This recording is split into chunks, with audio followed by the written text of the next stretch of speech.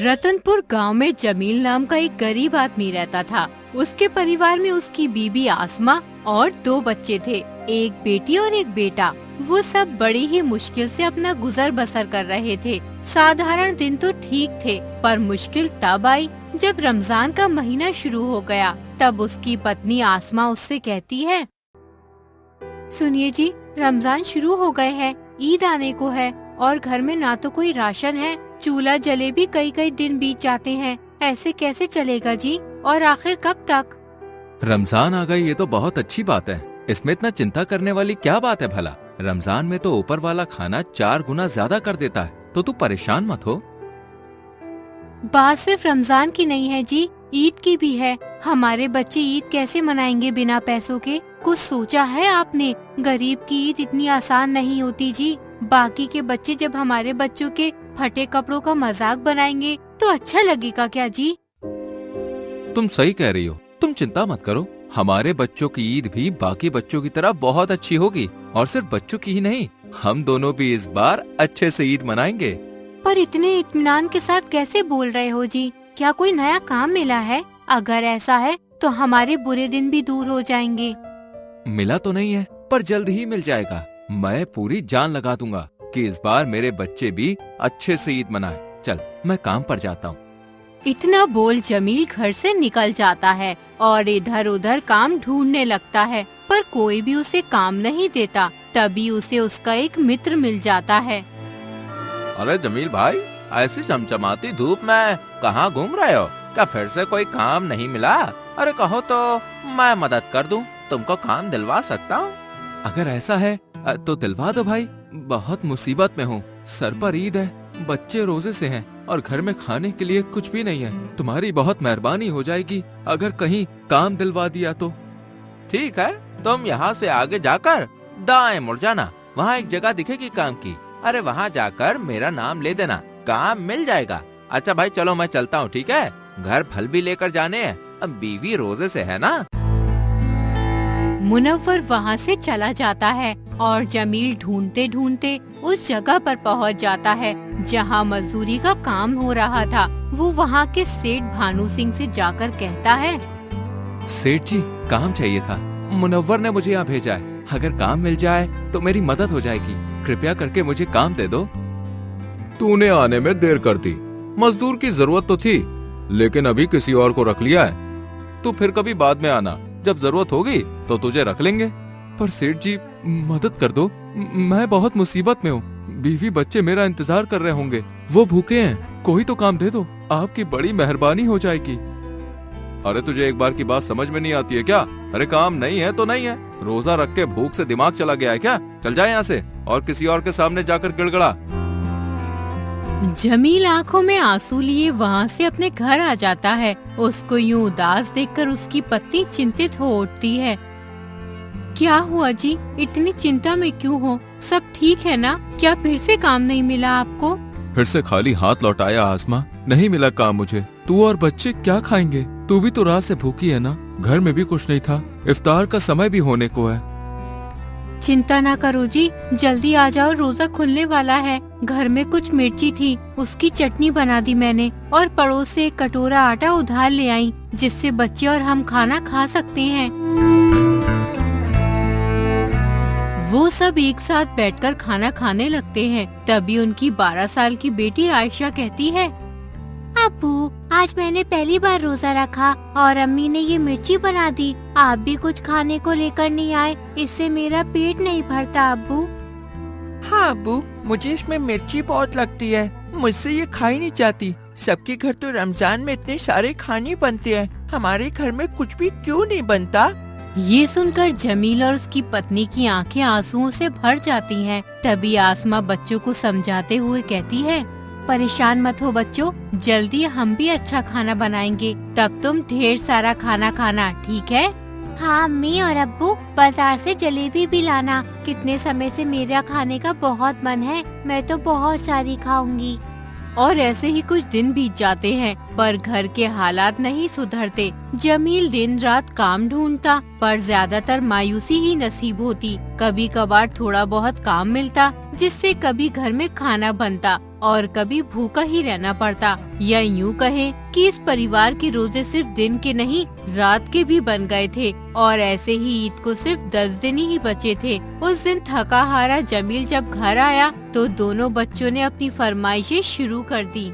अब्बू अब्बू, कुछ दिनों बाद ईद है। ईद एक साल में बस एक ही बार आती है। बाकी बच्चों की तरह इस बार भी मुझे नया कुर्ता पैजामा बनवाना है और नई चप्पल भी दिलवाना। मेरी पुरानी चप्पल भी टूट गई है। हाँ अब्बू, मुझे भी नया सूट चाहिए जिसे पहनकर मैं सारे रिश्तेदारों में जाऊंगी। मैं अपनी सारी सहेलियों को दिखाऊंगी कि मेरे अब्बू भी मुझे अच्छे कपड़े दिलवा सकते हैं। हाँ हाँ, और अम्मी इस ईद पे सेवइयां भी बनाना। सबके घर पे बनती है, मुझे भी खानी है। इसलिए इस बार हम भी सेवइयां बनाएंगे। क्यों अब्बू, बनाएंगे ना? ये देख जमील का चेहरा मायूस हो जाता है। तभी आसमा भी वहाँ आ जाती है और बच्चों को डांटते हुए कहती है, तुम्हारे अब्बू अभी थक कर आए हैं, क्यों उनको परेशान कर रहे हो? जाओ अंदर जाओ और सो जाओ। नहीं अम्मी, मैं अंदर नहीं जाऊंगी। पहले अब्बू को बोलो मुझे नया सूट दिलवाएं। मेरे सारे कपड़े फटे हुए हैं। मेरी सारी सहेलियां मेरा मजाक उड़ाती हैं, ये बोलकर कि मेरे अब्बू मुझे कपड़े नहीं दिलवाते। इसलिए इस ईद पे मुझे नए कपड़े चाहिए ताकि मैं भी उनको दिखा सकूं कि मेरे पास भी नए कपड़े हैं। नए कपड़े चाहिए ना, तो ठीक है, मिल जाएंगे। ईद से पहले कपड़े आ जाएंगे और नई चप्पल भी, सिवैयां भी बन जाएगी। ठीक है, अब जाओ सो जाओ, बहुत रात हो गई है। बच्चे खुश होकर सो जाते हैं, पर आसमा चिंतित हो जाती है और जमील से कहती है, बच्चों को तो बोल दिया है जी कि ईद से पहले कपड़े आ जाएंगे। यहाँ खाने के तो लाले पड़े हैं, फिर कपड़े कहाँ से लाएंगे जी? बच्चों को झूठा वादा क्यों किया? ईद इतना प्यारा त्योहार है आसमा, बच्चों को अगर कपड़े चाहिए तो मैं कुछ भी करूँगा। दिन रात मेहनत करूँगा, कुछ भी करके बच्चों को कपड़े बनाऊंगा, चाहे उसके लिए मुझे लोगों से काम मांगने को खुशामद ही क्यों ना करनी पड़े। या अल्लाह, हमारे बच्चों को भी एक आरामदायक जिंदगी नसीब फरमा। कब तक वो ऐसे ही जीते रहेंगे? हम गरीबों का भी तो ईद पर हक है। इस ईद को हमारे लिए भी खुशियों से भर दे। अगली सुबह होते ही जमील मुनव्वर के बताए उसी सेठ भानु सिंह के पास जाता है और उससे मदद की गुहार लगाता है। उसे देख सेठ भानु सिंह भी हैरान हो जाता है। तो फिर से आ गया जमील? अरे तुझे मैंने कितनी बार काम को मना किया है कि मेरे पास तेरे लिए कोई काम नहीं है, और तू बार बार मुंह उठाकर क्यों आ जाता है? अरे एक बार में समझ में नहीं आता क्या? सेठ जी, बाजार में कोई मुझे काम देने को तैयार नहीं है। उनको लगता है कि मैं भूखा रहने, रोजा रखने की वजह से ज्यादा मेहनत नहीं कर पाऊंगा, पर मुझे पैसों की बहुत जरूरत है। मैं उतनी मेहनत करूंगा जितना इंसान खा पी कर भी नहीं कर सकता। मुझे बस एक मौका दे दीजिए, मैं दिल और जान लगाकर काम करूंगा। ये सुनकर सेठ भानु सिंह को सोचने लगता है और फिर कहता है, काम चाहिए ना तुझको? बाजार में तुझे कोई काम तो दे नहीं रहा। चल मैं तुझ पे एहसान करता हूँ, देता हूँ तुझे काम, पर मेरी कुछ शर्तें हैं। बोल, मंजूर है क्या? मेरी हालत ऐसी है कि इस समय मैं कोई भी शर्त मंजूर कर लूंगा। आप बस काम दे दो, मुझे सारी शर्त मंजूर है। आपकी बहुत बहुत मेहरबानी होगी। ठीक है, फिर सुन। सबसे पहले तो तू सुबह को 8 बजे से रात को 10 बजे तक लगातार काम करेगा। बाकी के मजदूर बस 6 बजे तक काम करते हैं, पर तू 10 बजे तक करेगा। रोजा खोलने भी तू घर नहीं जाएगा, यहीं पानी पी के तू रोजा खोलेगा। और मेरी दूसरी शर्त है कि बाकी मजदूरों को पूरे 5 रुपए देता हूँ एक दिन के, तुझे सिर्फ 3 रुपया दूंगा। और मेरी तीसरी शर्त, पैसे रोज नहीं मिलेंगे, ईद से एक दिन पहले ही मैं तेरे पैसे दूंगा। बोल, मंजूर है क्या? लेकिन मेरे साथ ऐसा क्यों सेठ जी? बाकी मजदूरों को भी तो रोज पैसे मिलते हैं ना, फिर मुझे क्यों नहीं? और रात को 10 बजे तक मैं मजदूरी कैसे कर पाऊंगा? तेरी इन्हीं आदतों की वजह से कोई तुझे काम नहीं देता होगा। ठीक है, शर्तें मंजूर नहीं है तो लौट जा वापस। अरे तेरे जैसे न जाने कितने गरीब मजदूर आते हैं मेरे पास। मेरा नहीं, तेरा ही नुकसान है। ये सुनकर जमील को अपने बच्चों की याद आ जाती है और वो काम को हाँ कर देता है। मैं तैयार हूँ सेठ जी। मेरे बच्चों को ईद पे नए कपड़े और सिवैयाँ चाहिए। उनके लिए मैं ये कड़ी मेहनत करने को भी तैयार हूँ। बस ईद से एक दिन पहले पैसे दे देना ताकि बच्चों के कपड़े समय से आ जाएं। बाकी मैं पूरी मन लगाकर मेहनत करूँगा। काम में कोई शिकायत नहीं दूंगा आपको। ठीक है दे दूंगा। फिर टाइम बर्बाद मत कर और लग जा काम पर। और हाँ, सारा काम अच्छे से करना वरना काम से निकाल दूंगा।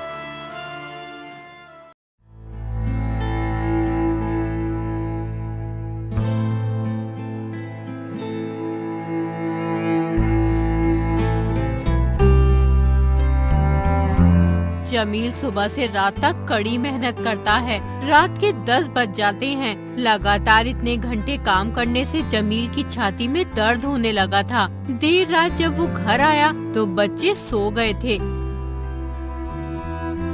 उसकी पत्नी परेशान होते हुए कहती है, आप कहाँ थे जी? मैं कब से आपका इंतजार कर रही थी। आप रोजा खोलने भी नहीं आए और आपकी हालत ऐसी क्यों है जैसे आप बीमार हो? आपकी तबीयत तो ठीक है ना जी? अरे नहीं, मैं बिल्कुल ठीक हूँ। उल्टा मैं तो आज अब बहुत खुश हूँ। मुझे काम मिल गया ईद तक का। अब हमारे घर भी अच्छे से ईद बन पाएगी और बच्चे भी खुश हो जाएंगे। काम मिल गया? ये तो बहुत अच्छी बात है जी। पर आप सच में बीमार लग रहे हैं। क्या मैं आपके लिए काढ़ा बनाकर लाऊं? अरे क्यों चिंता कर रही हो? अरे बहुत दिनों बाद काम किया है ना, बस इसीलिए थोड़ी थकान हो गई है। कुछ खाकर सो जाऊंगा तो ठीक हो जाऊंगा। तू चिंता मत कर, अब कुछ चिंताएं तो मिट जाएंगी। जमील अपनी पत्नी से सच छुपा लेता है और अपने दर्द के बारे में कुछ नहीं बताता। कुछ दिन और ऐसे ही बीत जाते हैं। जमील लगातार ऐसे ही मजदूरी करता रहा और उसका दर्द बढ़ता गया। ना तो उसके पास इलाज के पैसे थे जिससे वो दर्द से छुटकारा पा लेता और ना ही उसके पास कोई दूसरा काम था, इसलिए उसे वो ही काम करना पड़ा। वो दिन भी आ गया जब जमील बहुत खुश था। आसमां, कल ईद है। मैं सेठ जी से आज अपने सारे पैसे लेकर आता हूँ। उसके बाद बच्चों के और तेरे कपड़े भी ले आऊंगा और दूध भी ले आऊंगा। मीठी खीर बना लेना। ठीक है जी, थोड़ा जल्दी आइएगा। मीठी सेवइयां बनाने में बहुत समय लग जाता है, तो दूध समय से लेते आइएगा। जमील खुशी खुशी सेठ के पास पहुंचता है और उससे कहता है, सेठ जी, आज मेरा काम पूरा हो गया है। कल ईद है, इसलिए पैसे दे दीजिए ताकि मैं समय से सामान लेकर घर पहुंच पाऊं। मेरी पूरी 8 दिन की मजदूरी है। कौन से पैसे? किसके पैसे? अरे किन पैसों की बात कर रहा है तू? मैं तुझे नहीं जानता और ना ही मेरे पास तेरे कोई पैसे वैसे हैं। चल जाए यहाँ से, मुझे बहुत काम है। देखिए सेठ जी, आप जानते हैं कि मैंने कितना मन लगाकर काम किया है। दिन रात एक कर दी। मैंने बीमारी की हालत में भी काम किया।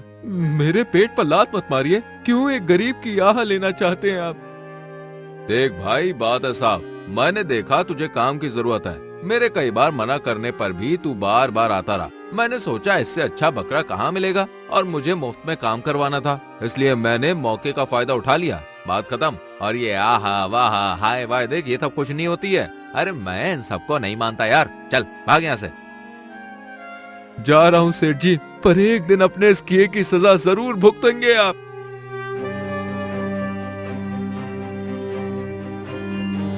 जमील आंखों में आंसू लिए वहाँ से खाली हाथ लौट आता है। उसे अपने बच्चों की सारी फरमाइशें और जरूरतें याद आ जाती हैं। नहीं, मैं ऐसे खाली हाथ घर नहीं जा सकता। एक काम करता हूँ, सारे दोस्तों, रिश्तेदारों और जानने वालों के पास जाता हूँ। कोई तो मुझे उधार दे ही देगा, बाद में चुका दूंगा। बच्चों की ईद तो मन ही जाएगी। एक काम करता हूँ, अपने छोटे भाई के पास जाता हूँ। वो बहुत धनी है, वो मेरी मदद जरूर करेगा।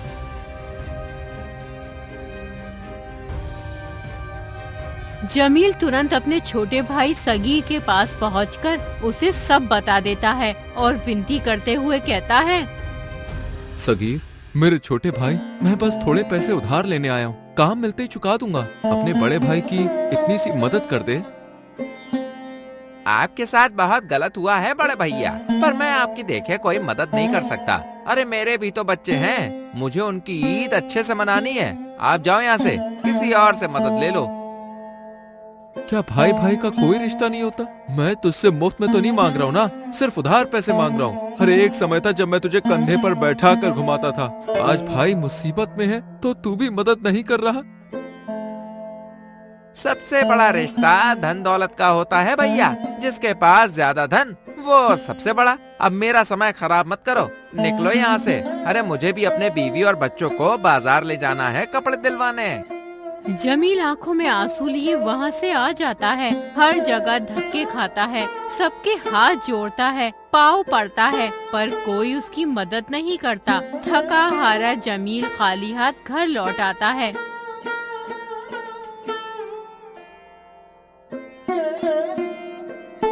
अरे आपकी तबीयत तो खराब लग रही है और खाली हाथ भी आए हैं, क्या कुछ हुआ है? आप ठीक तो हैं?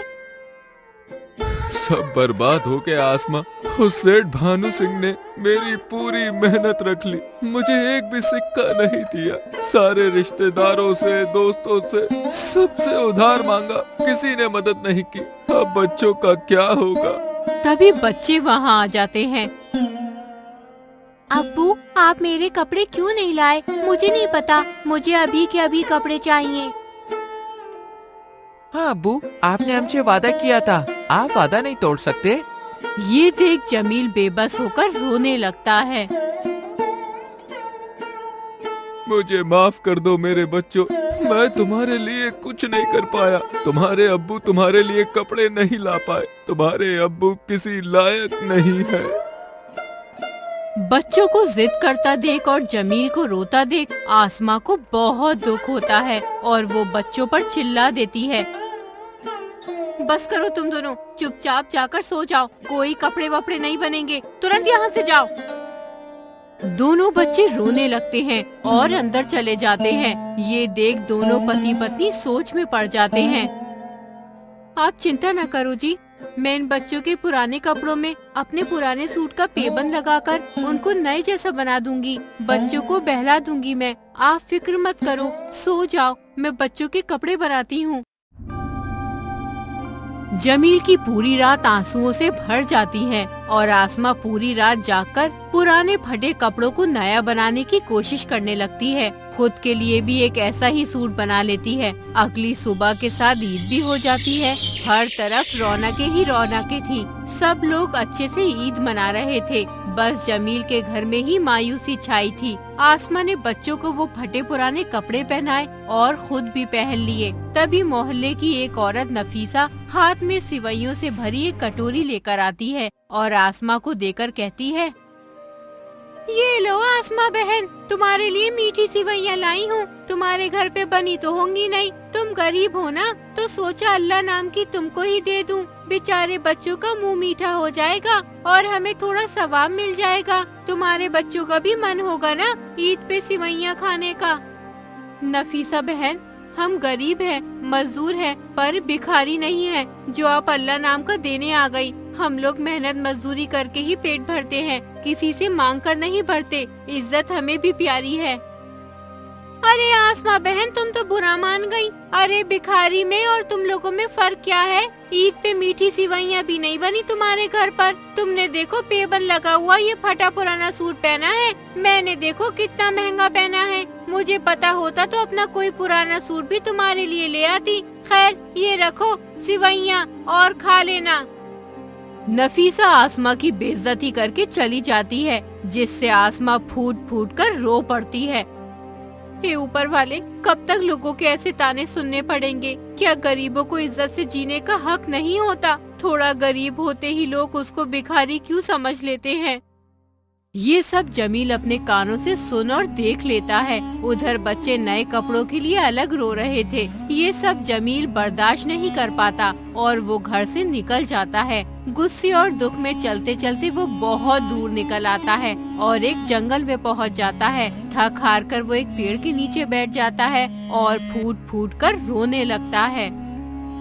हे ऊपर वाले, क्यों मुझे गरीबी के अभिशाप से नवाज दिया? क्यों मुझे ऐसी सजा दे रहा है? मैंने तो कभी किसी का कुछ भी गलत नहीं किया, ना ही कभी मेहनत करने से पीछे हटा। फिर क्यों मैं अपने परिवार को नहीं पाल पा रहा? क्यों मेरे बच्चों की ईद सूनी है? क्या वो ईद पे बाकी बच्चों की तरह नए कपड़े नहीं पहन सकते? क्यों मेरी पत्नी को औरतों के ताने सुनने पड़ते हैं? आखिर क्यों? जमील जोर जोर से रोने लगता है। उसकी तड़प और उसकी बेबसी के आंसू उस पेड़ की जड़ में गिर जाते हैं। जिससे वो मुरझाया हुआ पेड़ अचानक सुनहरे रंग में बदल जाता है और पेड़ से एक रहस्यमय आवाज आती है। आज से तेरी सारी समस्याएं खत्म ए इंसान। आज के बाद तू अपनी जिंदगी में जो चाहेगा वो मिलेगा। बता तुझे क्या चाहिए? ये आवाज सुनकर जमील हैरान हो जाता है और पूछता है, कौन हो तुम? क्या तुम भी मेरी गरीबी और मेरी बेबसी का मजाक उड़ा रहे हो? नहीं ऐ इंसान, मैं बरसों से सूखा था। मैंने अपनी जिंदगी में एक बड़ा पाप किया था। ढेर सारा धन दौलत होने से मुझ में गुरूर घमंड आ गया था, जिसकी वजह से किसी ने मुझे बद्दुआ दी थी और बोला था कि जब तक तेरी जड़ों में किसी गरीब बेबस इंसान के आंसू नहीं गिरेंगे तब तक तू मुरझाया रहेगा। और आज तेरी बेबसी के आंसुओं से मैं फिर से पहले की तरह चमकीला हो गया। तेरा बहुत बहुत धन्यवाद। बोल, इस उपकार के बदले तुझे क्या चाहिए? अगर ऐसा है तो मुझे इतनी दौलत, इतना धन दे जिससे मेरे जीवन से गरीबी का नाम मिट जाए। मैं अपने बच्चों और पत्नी को दुनिया की सारी खुशियां दे पाऊं। बोल, ऐसा कर पाएगा? तभी उस पेड़ से सोने के सिक्के गिरने लगते हैं। इतने सारे सोने के सिक्के उस सुनहरे पेड़ से झड़ते देख जमील की खुशी का ठिकाना नहीं रहता। जितने तुझे चाहिए सब ले ले। तेरे बुरे दिन दूर हुए। ये सिक्के तुझे गांव का सबसे धनी इंसान बना देंगे। बहुत बहुत शुक्रिया। ये तो मुझ गरीब पर ऊपर वाले का ही कोई चमत्कार है। मैं अभी घर जाता हूँ। बच्चे और आसमा तो खुशी हो जाएंगे और अब मैं अपना इलाज भी करवा लूंगा और पहले जैसा स्वस्थ हो जाऊंगा। जमील ढेर सारे सिक्के लेकर बाजार जाता है और बच्चों के लिए ढेर सारे कपड़े, नए जूते, खाने का सामान, बीवी के लिए कपड़े और बहुत कुछ लेकर जाता है। वो सब सामान देख आसमा हैरानी हो जाती है। इतना सब कुछ कहाँ से लाए जी? ये सब कैसे हुआ? मुझे सच सच बताइए जी। जमील पूरी कहानी आसमा को बताता है। उसके बाद दोनों बच्चे और पति पत्नी अच्छे से ईद मनाते हैं। पूरे मोहल्ले में मिठाई बंटवाते हैं। ये ईद उनको किस्मत से मिली थी और कुछ ही समय में जमील गांव का सबसे धनी इंसान बन जाता है। जमील पे तो किस्मत मेहरबान हो गई, पर सबकी किस्मत इतनी अच्छी नहीं होती। आज भी ऐसे लोग हैं जो हम लोगों के सामने ऐसी ही ईद मनाते हैं। इसलिए अपने आसपास के लोगों का ध्यान रखें। ईद मनाने का हक सबका है, इसलिए सबकी मदद करें और उनको भी खुशियों में शामिल करें।